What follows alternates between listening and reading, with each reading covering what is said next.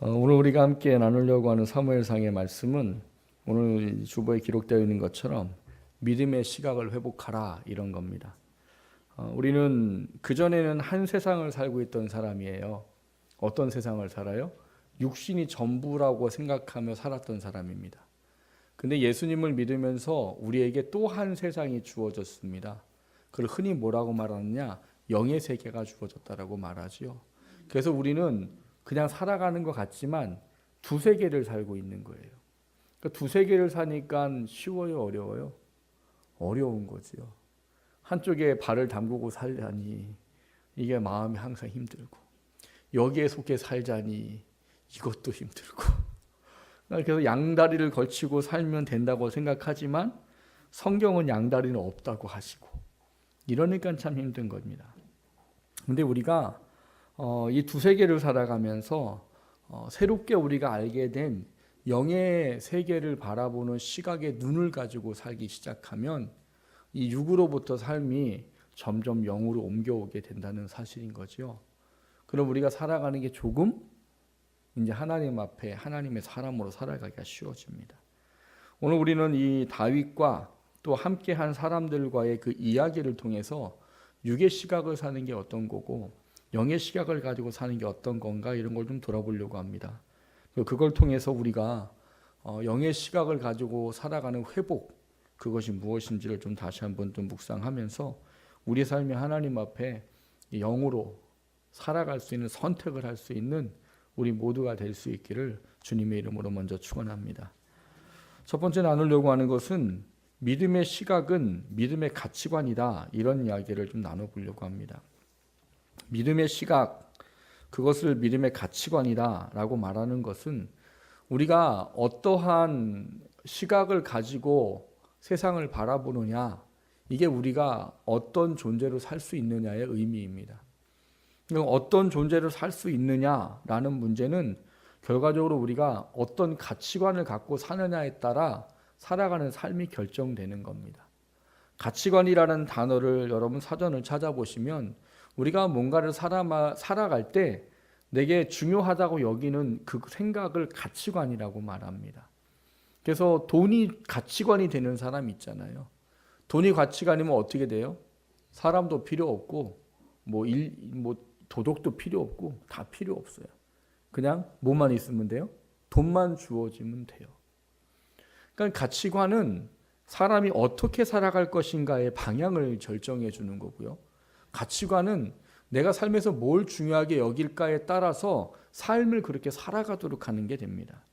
근데 그것이 우리한테는 어떤 부분인가 하면 믿음의 시각을 가지고 있어야 믿음의 가치관을 소유할 수 있다는 겁니다. 그 믿음의 시각은 뭐냐? 내가 무엇을 바라보는 모든 것을 바라볼 때 믿음이라는 안경을 쓰고 보는 거예요. 여러분 그런 말 있잖아요. 색안경을 쓰고 사람을 보면 어떻게 돼요? 이 가지가 가지고 있는 뭐예요? 선입견을 가지고 사람을 판단하게 됩니다. 그럼 그 사람이 어떤지를 알기도 전에 나는 이미 뭘 해버려요? 결정을 해버리는 거죠. 저 사람은 저런 사람이라고 결정을 해버리는 거죠. 근데 그런 사람이 아닐 수도 있다는 거예요. 근데 우리가 이 모든 것을 바라볼 때 믿음이라는 안경을 쓰고 바라보면 결정을 하든 선택을 하든 무엇을 하든 이 믿음에 대한 결정을 할 수가 있다는 거예요. 오늘 우리가 읽은 이 다윗의 이야기가 그런 문제입니다. 오늘 우리가 읽은 본문은 전에부터 우리가 살펴왔듯이 사울이 이제 하나님의 영이 떠나고 악령이 그 마음에게 채워지면서 다윗을 죽이기로 작정을 하고 쫓아다니기 시작합니다. 다윗이 잘못한 거 있느냐? 전혀 없어요. 그냥 사울이 나가서 전쟁하라면 가서 열심히 싸워서 이기고 온 것밖에 없어요. 그러니까 이기고 돌아오는데 이제 문제가 발생했던 거지요. 백성들이 이제 승승장구하고 돌아오는 군인들을 맞으면서 노래를 불렀네요. 어떤 노래를 불렀어요? 사울은 천천히요, 다윗은 만만이라, 이런 거죠. 그러니까 이 사울 왕이 이거를 듣는 순간 이미 하나님의 영은 떠났고 악령이 채워져 있는 상황에 그 얘기를 들으니까 뭐만 보이는 거예요? 그 고백이 답이에요. 뭐라고 하냐면 백성이 나한테는 천천을 돌리고 다윗에게는 만만을 돌리면 이제 나라가 다윗한테 가는 것밖에 없네. 이런 이야기를 하거든요. 그러니까 쉽게 말하면 그런 거예요. 야, 마음이 다 백성의 마음이 다 다윗에게 갔네? 그럼 저는 뭐 다윗이 악한 마음만 품으면 반역이라도 하겠네? 이런 마음이 품어지는 거죠. 그래서 그날부터 사울은 뭘 하기 시작하는 거예요? 왕위를 지키기 위해서 다윗을 죽일 궁리를 한 거지요. 그래서 계속 죽이지 못하는 상황이 벌어지면서 결국 다윗은 도망자의 시기가 되었고, 다윗이 지금 도망을 어디로 와 있느냐? 엔게디라는 지역에 와 있어요. 좀 지도를 좀 보여주실까요? 여러분이 엔게디를 좀 먼저 좀 이해를 해야 될 것 같아요. 엔게디는 사해의 중간 부분에 있는데요. 다음 좀 넘겨주세요. 거기는 다 이렇게 생겼어요. 어떻게 생겼어요? 그냥 온 사방 천지를 돌아봐도 다 돌산입니다. 하나만 더 넘겨주실까요? 근데 거기를 가만히 보면은요, 저렇게 구멍 뚫려 있는 굴이 수백 개가 넘어요. 하나만 더 넘겨주실게요. 그러니까 저런 굴들이 때로는 깊고 크기도 하고 사람이 피할 만한 충분한 뭐가 된답니다. 그러니까 저런 데에 다윗이 사울을 피해서 도망온 거예요. 그러니까 거기에 있는 이야기를 어떤 사람이 이야기를 한 거죠. 다윗이 지금 엔게디에 있습니다. 그래서 오늘 본문에 보면 사울이 백성 중에 택한 사람 3,000명을 거느리고 다윗을 찾기 위해서 갑니다. 근데 이게 얼마나 웃긴 이야기인가 하는 걸 보면은요, 이 지금 다윗이 지금 있는 곳을 찾으러 사울이 간 게 3,000명을 데리고 갔다고 그랬어요. 3,000명. 근데 이 사무엘상 13장 2절을 보면 이 블레셋이라는 나라가 이스라엘에게 거의 가까이 막 접근해 올 때 이 사울이 그들과 싸우려고 택한 숫자가 3,000이에요. 그 자기가 2,000명 데리고 있었고 아들 요나단에게 1,000명을 데리고 있도록 하고, 그래서 그들을 이제 대적하려고 하고 있었던 거예요. 그러니까 여기 있는 3,000명의 숫자는 쉽게 말하면 무슨 얘기일까요? 전쟁을 하러 갈 때의 숫자예요. 그러니까 이스라엘 백성이 최소한의 수비를 할 수 있는 사람들을 놔두고 전 군의 숫자가 3,000이라는 이야기인 거예요. 그러니까 블레셋에 뭐 굉장히 많은 그 군사의 사람들 대적하기 위해서 3,000명을 끌고 갔는데, 오늘 다윗을 잡으러 갔는데 몇 명 데리고 갔대요? 3,000명. 그러니까 뭐예요? 아예 나라는 내팽개치고 다윗 하나 잡겠다고 전 군을 끌고 지금 엔게디라는 지역을 와 있는 거예요. 근데 아까 말씀했듯이 거기는 다 막 돌산이고 이 굴이 수백 개나 있는 거예요. 그러니까 찾기가 쉽지 않지요. 그래서 예전 개역 성경에는 사울이 다윗을 찾다가 발을 가리우러 한 동굴에 들어갔다 이렇게 말해요. 그래서 아마 예전의 설교를 들었던 분들은 아마 그런 거를 많이 들었을 거예요. 사울이 잠을 자러 굴에 들어갔다. 그게 일반적인 해석이었어요. 근데 우리 개역개정에는 그걸 뒤를 보러 들어갔다 이렇게 고쳤어요. 왜냐하면 이 발을 가리우다는 말이 히브리인들에게는 두 가지 용법으로 쓰였습니다. 하나는 이 발을 덮는다 이런 거예요. 그래서 잠을 잔다라는 의미로 쓰여졌고, 또 하나는 우리나라처럼 남자들처럼 바지를 입는 게 아니잖아요. 이스라엘 사람들은 뭘 입어요? 원피스 같은 걸 입잖아요. 그러니까 그들이 응가를 하려면 앉지요. 앉으면 발이 어떻게 돼요? 옷에 덮이지요. 그래서 그 발을 가리우다란 말을 용변을 본다라고 이해를 하는 단어로 쓴 거예요.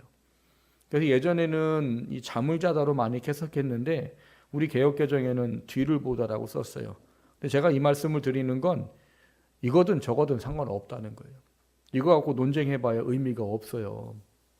잠을 자러 갔든 뭐 똥을 누러 갔든 의미가 없어요. 의미가 있는 건 뭐예요? 의미가 있는 건 다윗이 있는 곳에 사울이 희한하게 거기 들어왔다는 거예요. 뭘 하러 들어왔는지는 뭐 중요하지 않아요.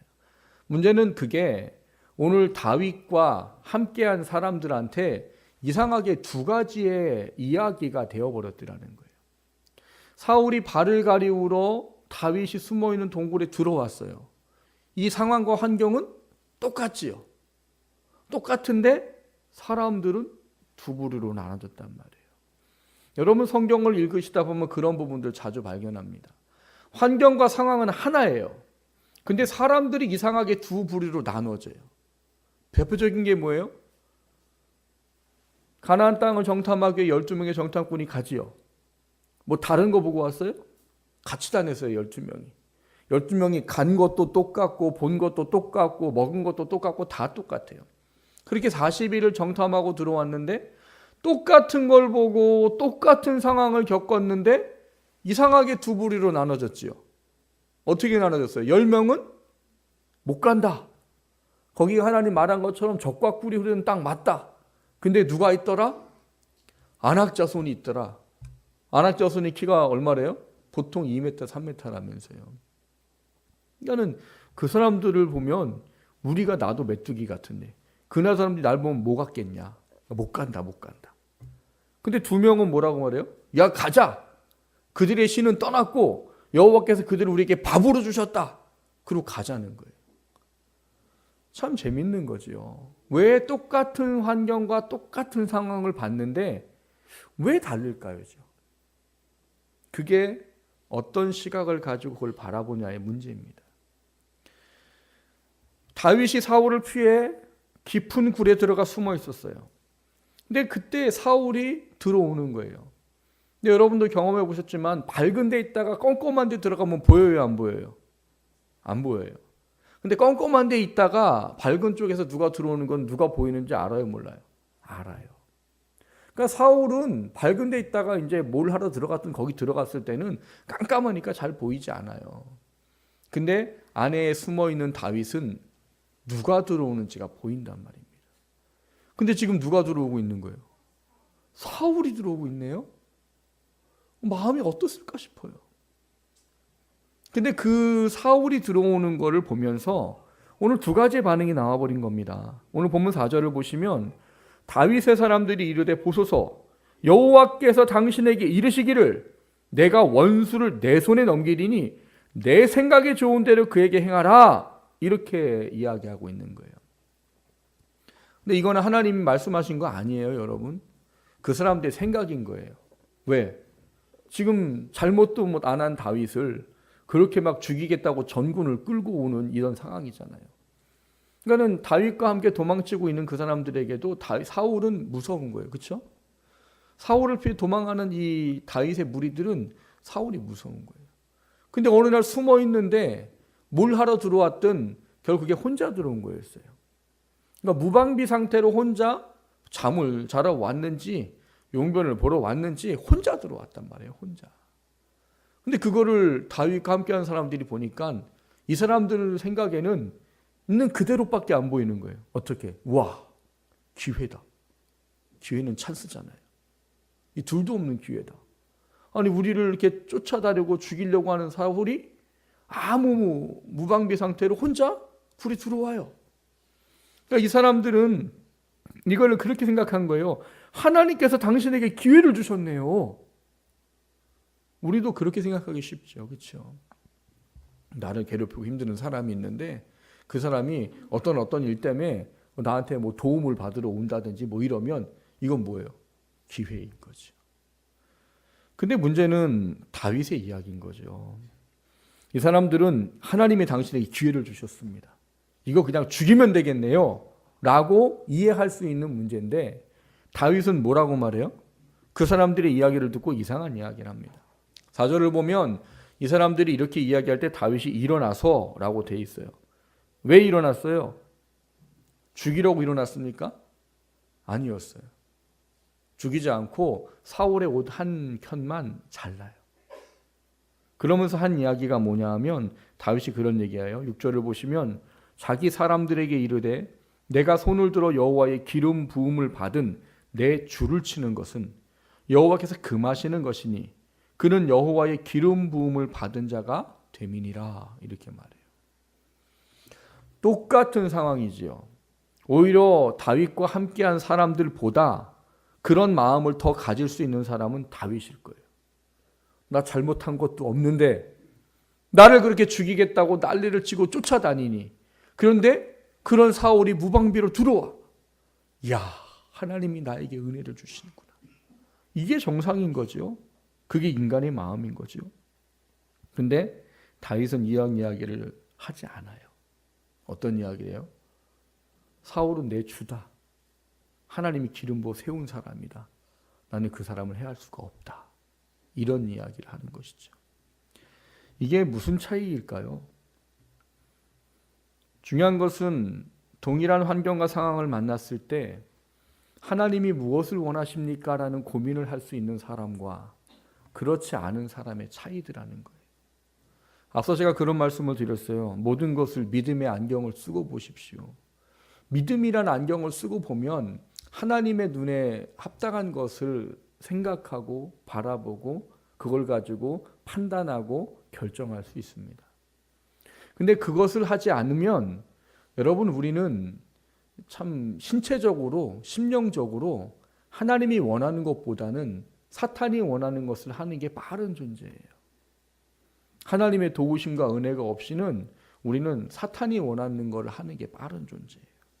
물론 사울을 죽인다 안 죽인다, 뭐 기회다 이런 문제가 옳고 그르냐, 이 문제를 따지기 전에 중요한 것은 하나님이 이것을 어떻게 보느냐.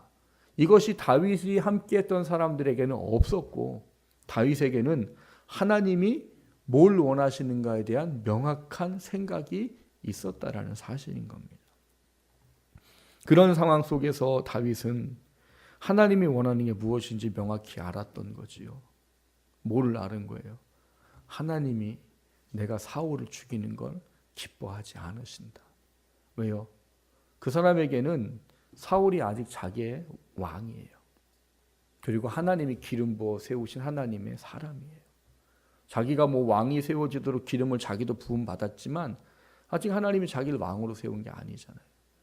그러기 때문에 그 사람에게는 사울이 뭐로만 보였느냐? 하나님이 세운 사람으로만 보였다는 사실인 겁니다. 그게 우리가 믿음의 시각을 가져야 하는 중요한 문제인 거예요.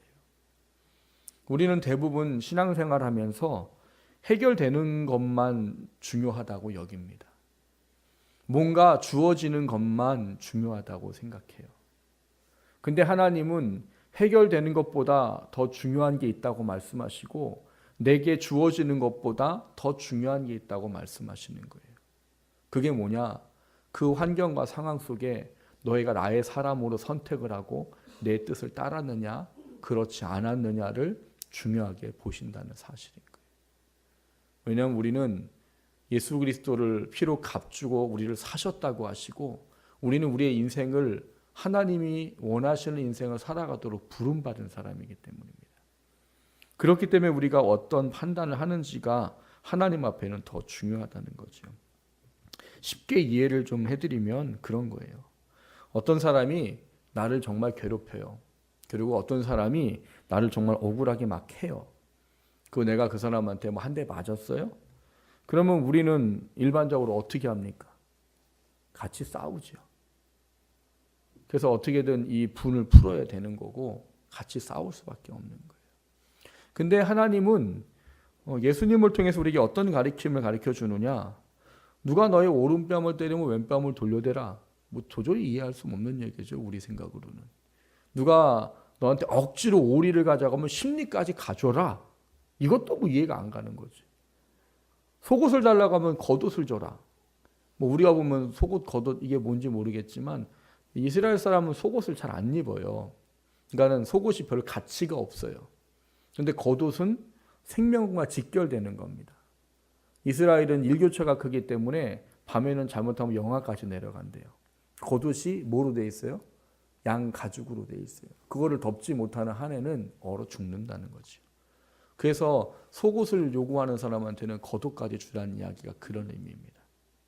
근데 이게 우리의 육을 살아가는 우리들한테는 이해가 안 되는 이야기인 거죠. 근데 문제는 예수님이 이 이야기를 왜 해주시는가 하는 건데 예수님이 이것을 하신 이유는 다른 것 때문이 아니라 구약의 하나 율법을 설명하기 위한 것 때문이었습니다. 구약 율법에 어떤 말씀이 있는가 하면 눈에는 눈, 이에는 이 이런 이야기가 있단 말이에요. 여러분 이 성경을 읽고 해석할 때 어떻게 이해하셨습니까? 아, 갚아줘도 되는구나. 이렇게 이해하기가 쉬웠을 거예요. 근데 하나님이 원하는 건 그게 아니었다라는 것을 예수님을 통해서 알게 되는 거예요. 그러면 왜 하나님은 그 법을 주셨는가요? 아니 처음부터 그냥 너 한 대 맞았으면 참아라 이러시지. 왜 눈에는 눈, 이에는 이 이렇게 가르치셨냐는 거예요. 다른 게 아니라 인간의 죄성 때문입니다. 그것을 할 수 있는 건 성령이 우리 안에 오셔서 우리를 주관하시는 것 외에는 그게 감당이 안 되기 때문이에요. 예수님이 말씀하신 왼뺨을 돌려대라, 십리까지 가져라, 겉옷도 줘라, 인간의 힘으로는 안 되는 거예요. 근데 성령이 내 안에 충만하게 임하시면 됩니다. 근데 구약시대 때는 그게 가능하지 않았단 말이에요. 그래서 하나님이 하신 게 뭐냐?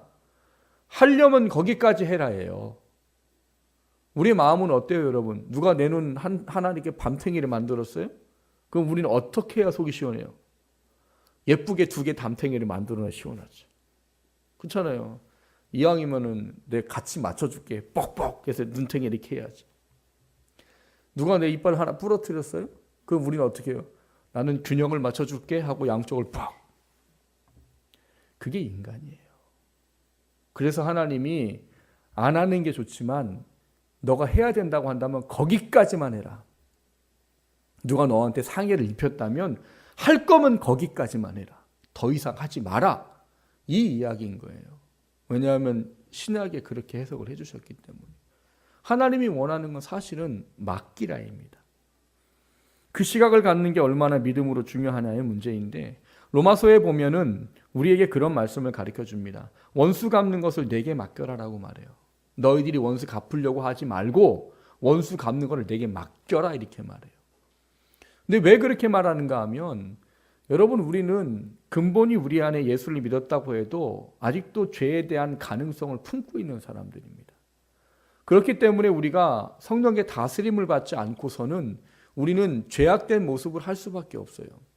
근데 여러분, 원수를 갚는다는 건 그 사람은 결국은 해야 되는 얘기인 거예요. 그 사람을 해하게 되면 우리 측에서는 뭐예요? 인간적인 생각으로는 정당방위이고 우리의 생각으로는 할 수 있는 거 한 거예요. 근데 하나님은 어떻게 판단하시느냐? 우리가 그 사람을 해하게 되면 하나님 앞에 범죄하는 게 돼버립니다. 그래서 하나님은 원수 갚지 말고 너가 날 믿는다면 나한테 맡겨라. 그러면 넌 죄 안 짓고 나는 네 문제를 해결해 줄 거다. 그게 믿음의 시각인 거예요. 오늘 다윗은 자기 생명을 해할 수 있는 사람을 한꺼번에 이렇게 처리할 수 있는 기회가 주어졌다고 할 법한 일인데, 다윗의 눈에는 세상의 어떤 이치와 판단이 아닌 하나님이 뭘 원하실까에 대한 마음이 맞춰졌던 겁니다. 사랑하는 성도 여러분, 참 어려운 이야기지만 그게 하나님을 믿는 삶이랍니다. 어떤 것을 바라볼 때 이것이 하나님이 뭘 원하실까를 분별하고 판단하는 게 우리의 삶의 모습이랍니다. 어렵지만 그 훈련이 하나하나 되어지게 되면 우리는 하나님 앞에 범죄하기보다는 하나님의 거룩한 말씀을 순종하고 살아가기가 쉬워진다는 것이죠. 나는 어떤 시각을 가지고 있는가? 어떤 가치관을 가지고 있는가? 돌아보는 우리가 되기를 주님의 이름으로 축원합니다. 두 번째로 나누고자 하는 것은 영적인 시각 회복을 위해서 필요한 게 뭐냐 이런 거예요. 오늘 본문 5절을 보면 이런 말씀이 있습니다.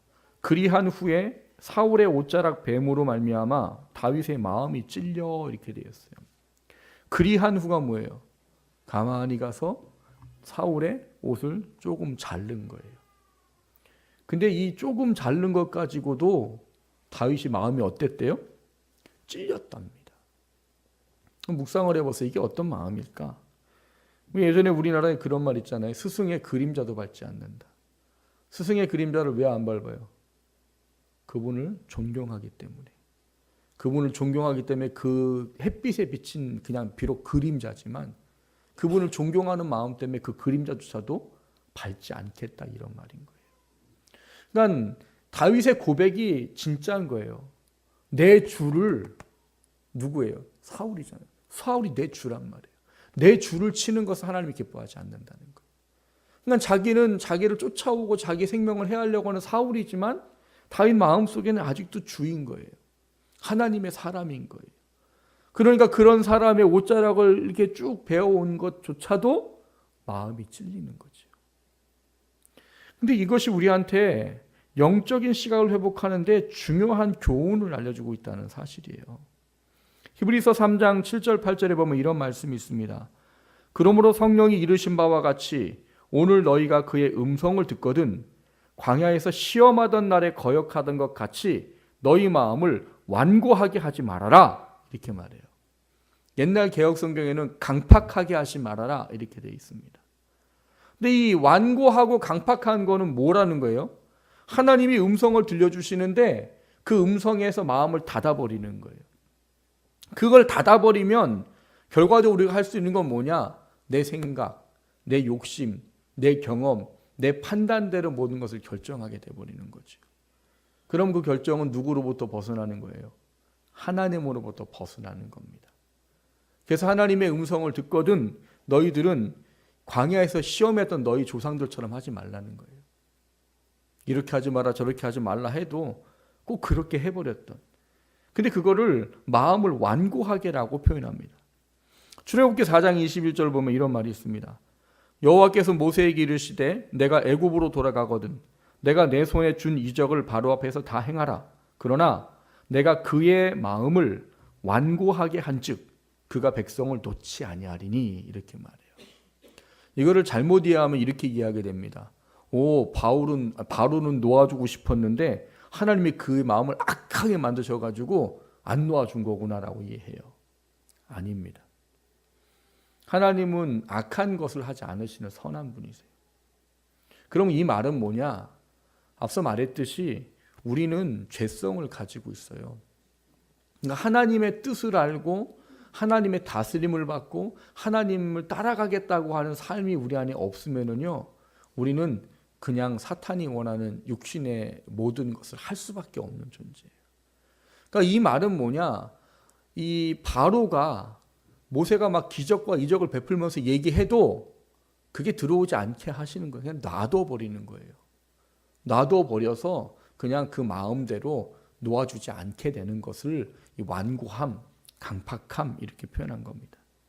그러니까 무슨 얘기인가 하면 하나님의 음성이 들려도 그 음성에 대해 내 마음을 하나님께 맞추고 그 뜻을 분별하고 그것을 느끼고 순종하고자 하는 그런 차원의 문제들로 받아들이지 않게 되면 그건 나한테 아무 영향력이 없다는 이야기인 거예요. 그거를 강팍하게 완고하게 라는 말하는 거예요. 그러니까 오늘 말씀을 가지고 이야기하면 어떻게 되겠어요? 다윗이 얼마나 지금 마음이 힘들고 괴롭겠어요. 자기 아무 잘못도 안 했는데 막 이렇게 자기를 잡겠다고 전군을 끌고 다니니 얼마나 마음 힘들겠어요. 근데 그가 하나님의 음성에 귀를 기울이지 않았고 하나님의 말씀에 마음을 맞추지 않았다면 다윗도 어떻게 했을 거라는 거예요? 기회를 주셨구나. 그리고 사울을 죽일 수도 있었다는 말인 겁니다. 근데 다윗은 그 마음을 완고하게 하지 않았다는 거예요. 하나님의 무엇을 원하시는가를 보고 그 무엇을 원하시는 것에 마음을 맞추어서 어떻게 했다고요? 죽이지 아니하고 옷자랑만 배웠답니다. 사랑하는 성도 여러분, 영적인 시각을 가지려면 우리 마음이 하나님 앞에 부드러워야 된다는 사실을 아셔야 돼요. 마음은 어떻게 부드러워집니까? 나 부드럽게 마음 먹어야지 한다고 부드러워질까요? 아닙니다. 우리가 하나님과의 깊은 교제에 들어가면 나도 모르는 사이에 내 마음이 부드러워져 있어요. 근데 하나님과의 관계가 조금씩 줄어들고 끊어지면 내 마음이 굉장히 완고하고 강팍해집니다. 다윗은 늘 하나님과 동행했던 사람이잖아요. 무엇인지 묻는 사람이요. 늘 하나님과 교제했던 사람이지요. 그러다 보니까 그의 마음은 늘 부드러운 거예요. 그러니까 그 환경과 상황에 맞닥뜨렸을 때 뭘 할 수 있는 거예요? 안 할 수 있는 거죠. 또 한 가지는 뭐냐? 다윗이 자기가 어떤 위치에 있는지를 명확히 알았다는 겁니다. 우리가 영적인 시각을 갖기 위해서 우리에게 중요한 것 중에 하나가 뭐냐면 내가 누구냐? 이 부분에 대한 명확한 깨달음이 있어야 돼요. 그러니까 다윗은 오늘 사울이 왔을 때 고백이 뭐였어요? 사울은 누구예요? 나의 주인. 그는 하나님의 기름 부음 받은 사람. 나는 그 사람의 신하. 이게 명확한 거예요. 나는 하나님의 사람. 이게 명확한 거예요.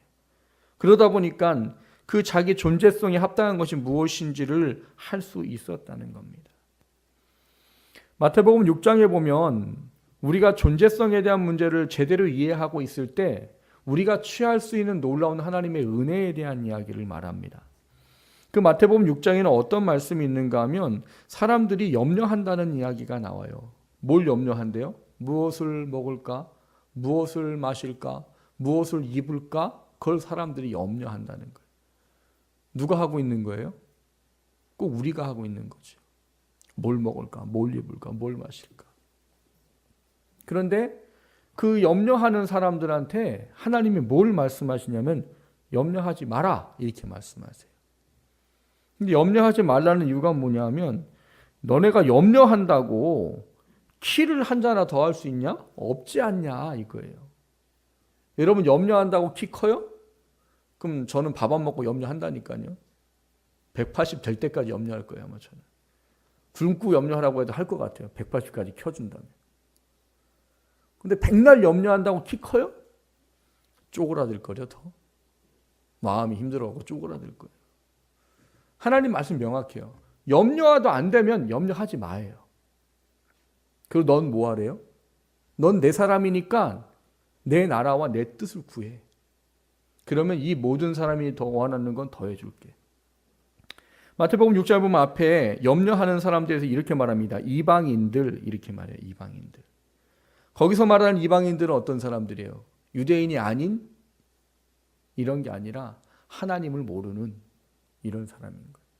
하나님을 모르는 사람들에게는 걱정과 염려가 늘 찾아올 수밖에 없어요. 먹을 거, 입을 거 이런 게 늘 걱정과 염려가 될 수밖에 없는 거예요. 근데 하나님 뭐라고 말하느냐? 들에 피는 백합화를 보라. 길쌈 수고하지 않아도 내가 그것들을 입히지 않잖아. 공중 나는 새를 봐라. 그들이 수고하지 않아도 내가 그것들을 먹이지 않느냐. 근데 하물며 그것과는 비교할 수 없이 내 아들을 보내주어서 구원한 내 사랑하는 너희들을 내가 왜 먹이지 않고 입히지 않겠냐. 이게 하나님 이야기예요. 그러니까 너는 염려하지 말고 너가 누구인지 그 일만 하고 살아라 라는 거예요. 그게 뭐라는 거예요? 구원받은 자로 합당하게 살라는 거예요. 그의 나라와 그의 의를 구하는 게 삶에서 1순위가 되라는 거예요. 그러면 하나님 약속이 뭐예요? 이 모든 것을 너희에게 더하시리라 해요. 이 모든 게 뭔데요? 앞에 있는 이야기. 물론 이거를 또 오해하면 안 됩니다. 더한다고 막 우와 나 아무것도 안 해도 막 통장에 돈 들어오고 막 집 막 커다란 거 생기고 이런 얘기가 아니에요. 하나님은 늘 일용할 양식을 이야기합니다. 일용할. 그러니까 우리가 한번 믿음의 시각을 가지고 내 삶을 돌아보면요. 사실 근심하고 걱정하고 염려할 게 아니라 다 감사할 것뿐인 거예요. 근데 왜 근심하고 걱정하고 염려해요? 욕심이에요. 사탄이 주는 탐심입니다. 그게 우리로 하여금 근심, 걱정, 염려를 갖게 만들고요. 모든 것을 바라볼 때 육적인 시각을 가지고 바라보게 합니다. 왜? 그러면 우리는 하나님부터 멀어지고 하나님의 사람으로 살 수 없기 때문에. 그래서 하나님 우리에게 너가 어떤 존재인지를 알라는 거예요.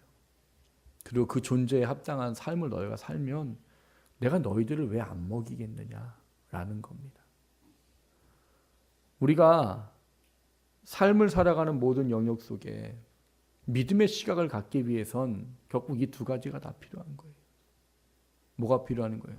내 마음을 지키기 위해, 부드럽게 하기 위해 주님과의 늘 긴밀한 교제를 갖는 게 필요한 거고. 우리가 내 존재가 누구인지를 알기 때문에 그 존재에 합당한 삶을 살고자 한다면 우리의 시각은 어느 순간 영의 시각을 가지고 살아가고 있게 됩니다. 그런데 그것이 놓쳐버리게 되면 우리는 하나님 앞에 영의 시각을 가지고 살 수 없는 거죠. 여러분 영의 시각을 가지고 살지 못한다고 해서 육신으로 사는 게 힘들고 어려울 거라고 생각하시면 착각이에요. 영의 사람으로 살지 않으면요 더 재밌고 더 풍성하고 더 짜릿하게 살 수 있습니다. 그래서 사탄은 우리를 영적 시각을 갖지 못하게 하는 거예요. 왜요? 육적인 게 그냥 잘 되고 살면 내가 잘 살고 있구나라고 생각하게, 착각하게 만드는 거예요. 근데 그거를 믿음의 눈을 가지고 영의 시각으로 바라보면 아니구라는 걸 알게 되죠. 제가 기도에 대한 설교를 하면서 늘 그런 얘기를 합니다. 우리는 문제 해결되는 게 더 중요해요.